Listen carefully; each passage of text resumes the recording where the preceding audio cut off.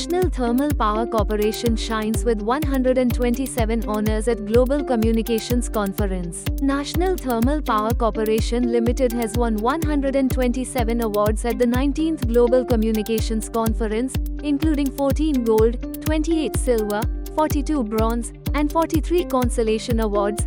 The company was named the first runner-up for the Champions of Champion Trophy.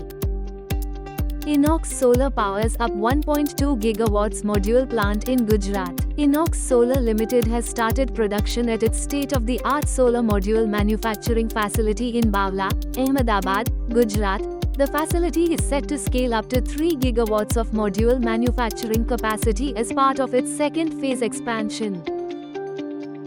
REC Power Development and Consultancy Limited receives Best Financial Services Company Award and Best Power Transmission Company Award. Also, REC Limited has been conferred the prestigious Sustainability Icons Award 2025 for its excellence in environmental, social, and governance initiatives. The awards were presented at the prestigious Dun & Bradstreet 17th PSU and Government Summit 2025 award ceremony.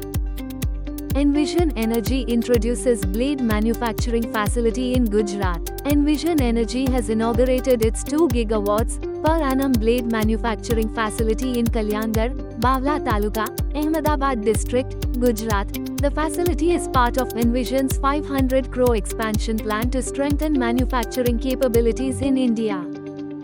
Servotech secures 13 crore rooftop solar project from Indian Railways Agra division. As per the contract, Servotech Renewable will undertake the complete execution of the on-grid rooftop solar PV project, including design, manufacturing, supply, installation, testing, and commissioning of solar panels of different capacities across multiple railway sites in the Agra division.